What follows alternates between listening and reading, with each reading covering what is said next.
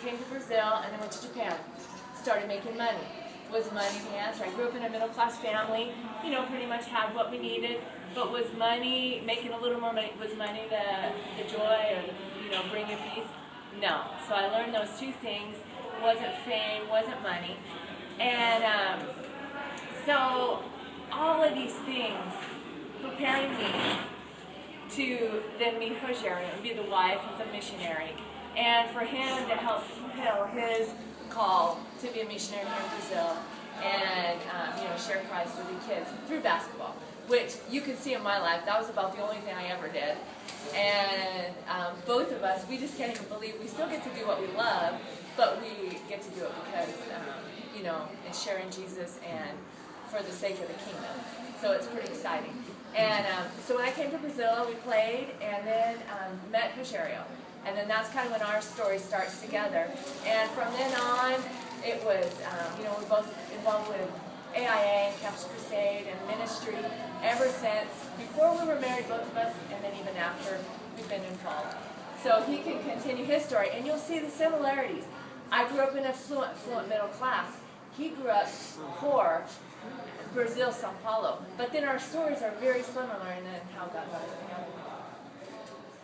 I hate to do this, but we have to leave, and we don't come back till after 10, so I apologize. I want to hear it very badly, but I'm sorry. They told me we have to go now. Did you need any help getting me? No, we've already done it. Already done it. Thank you very much for asking.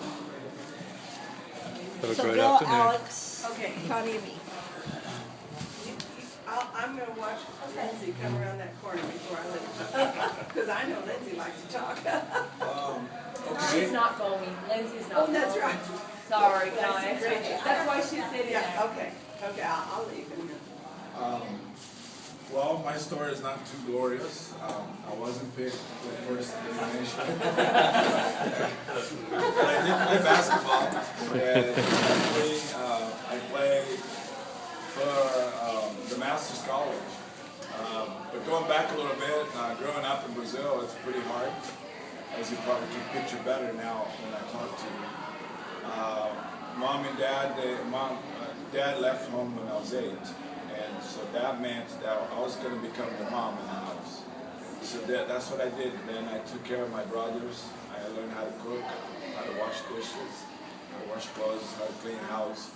So it was pretty fun and challenging at the same time. So I had to give up school for a few years. And to the point that we then talked, her money wasn't make for the family. So we had to do something, so that was to find me a job. And during that time, then I started to think about happiness. I was really start searching for happiness. What's happiness? Happiness. And I was thinking happiness was to get a lot of money and to be famous. So then I started to work towards that. So first thing, let's get a job. Because I help mom, then I get a lot of money, then I'll be happy. I started to work and it was really fine. I had to adjust, get up in the morning, work all the way until late night, go to bed, not go to school. It was pretty tough, but then I was making money. But I couldn't see the money because the money had to go somewhere. And I was like, well, maybe money is not the real answer that I was looking for. One day I talked to my mom. I said, you know, people they're talking that I'm tall and that I'm strong, so they're saying that I'll be a good athlete. What do you think? She said, well, would that give us food? And I said, no, not at the beginning. Well, let's think about it. So we thought about it and started, continue to work. But I was about to turn 14 or 15. I said, I really want to try the sports because I think I can get you out of this place. We lived in a place a lot more humble than what you're seeing. It was very humble. So I was like, well, I should try because I can get a shot at this. But I was thinking that this was probably the answer for my question, and I would solve my problem as well.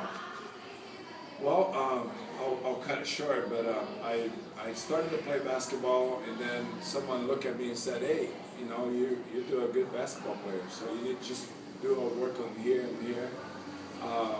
So when I started playing basketball, that meant the money was cutting short. So then that meant that I wouldn't eat every day, go to practice without eating, ride on the bus, ask to exit without paying, and all that. So that was my life for a little bit until then I got hired by this team, and they were going to pay me, and that was when I was going to start really making some money. So that started happening. I started to be on a show, on the TV, and on the newspaper, because then I was really want to be a good athlete. So I would stay in the gym from 2 to 11 p.m. And so that turned out then a team hire, and I got a good salary. And then I took my mom out of the poverty, gave her a better house. I got to go to different places, experience life as you think like an athlete.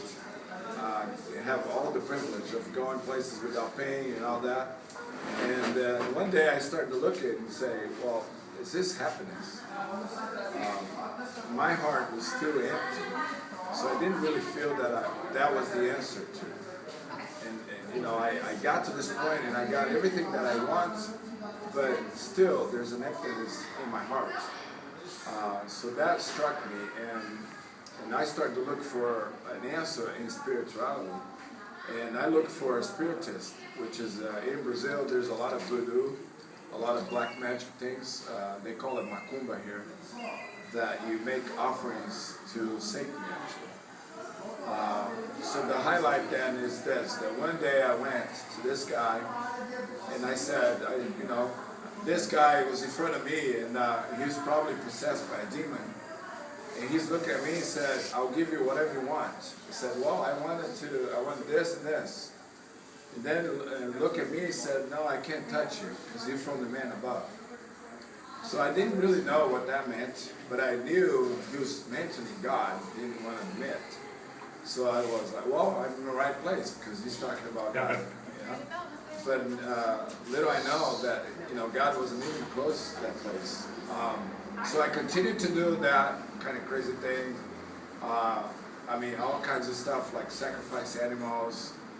If you picture the Old Testament, what they did, that's Satan trying to do, and he's trying to imitate God because he wants to be like God. So sacrificing animals and offering stuff. Well, one day I was tired of that, and I was like, well, I'm not going to do that anymore. You know, whatever. And they say if you quit doing that, then Satan comes himself and kills you. I was like, well, let's see. But I'm still a liar. He's a big liar. So I quit it. Yes, he is. I also didn't care about my Catholic background, because I knew that if I went to church, that was going to be it. Nothing would change like before. So one day then, a teammate, he brought me a brochure with some of there was a picture of the guys that were going to play that night. It was going to be my first international game. We were going to play against Athletes in Action from U.S., a missionary team. And I know that he came in before the game, and he threw him in the booklet and said, here are the guys that we're going to play today. But there was the picture of the guys, and then on the back there was Bible verses. There was an explanation of the gospel. So I caught myself reading that and realizing that, you know, I didn't have a relationship with Jesus. And that God himself just showed me that that was the missing thing. And so on my knees then I pray, and I asked God to be my Savior and Lord that afternoon before the game. And I read through the booklet, and one of the verses that really stuck and really highlighted was Hebrews 13:5 that says, God will never leave me, he will never forsake me. And so that was the highlight of that point. We played the game, we lost. It was a terrible game for me. But the good thing too was that the guy that shared the gospel with me, he was presenting the gospel to the stadium for the whole people, to all the people. And at the halftime, he asked who would like to receive Jesus. So publicly, I just went forward and I raised my hand, and that was a turning point in my life. So from then on, then it was just growing, learning, leaving stuff behind, and just renewing my thinking on the way I dress, the way I walk and talk, what the music that I listen to. So God really just transformed my life. It was incredible. And from that on, then I've been involved with Athletes in Action voluntarily, and now later on then as full-time missionary.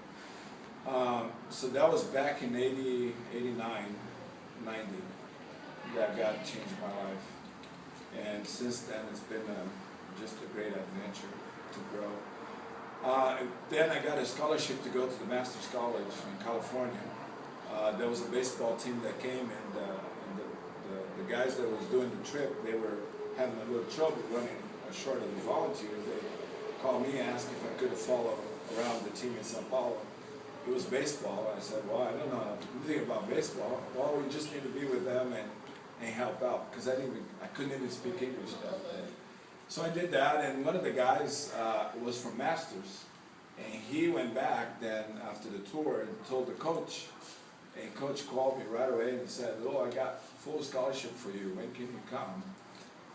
I was going to college in Sao Paulo, so I told him I had to finish the first semester, or the year, then I could come. So that worked out that I went to Masters in the summer of '92, graduate there, and that's when then I met Susan. Before I left to college, she came to play basketball in Sao Paulo on the professional league down there. And then we got married in '95, I graduated in '95, then we came back. I played some more basketball in Sao Paulo, and then later on I retired and decided to be a missionary full-time. So then we applied for Athletes in Action, and I've been doing this since then. Since 2004, it's been as a full-time staff, but since '92, we've been doing it voluntarily. So God is great. He protected me from the evil, because my neighborhood was just really bad people. If you look at someone else's house during the day, you will see no one in there but smoking and drinking, and my neighbors. That's my neighbors. So as I look back, I see God's hands just blocking me from going over, because it was just a couple of steps. And then God protected me from the devil, and just gave me a clear vision of who He is and what He can do. So God is great, and I'm here to tell you that He is a great God. Amen. How does a girl from Washington end up in Sao Paulo marrying a Brazilian? And I understand love and all that stuff, but that must have, how quickly did you go from meeting to getting married and moving here? About 4 years. 4 years. Of the kind of transition. So I gave your parents a little bit of time. Yeah, he always said he would never date me, only after he met my dad. So then he, ended up coming to Washington and met my family. Your dad's orders, not his, right? No, he was like Really? that. He was very much Wow. like that, yeah. Yeah, he wouldn't, we were friends a lot, and then he wouldn't, do the dating thing until after he met my dad, and, Cool. and it was okay. So it's cool. Wow. Awesome. Yeah, we're over 25, so. So you wound up playing baseball then, too? No, I Okay. just helped the team one time, a team that came from the U.S., Athletes in Action. Okay.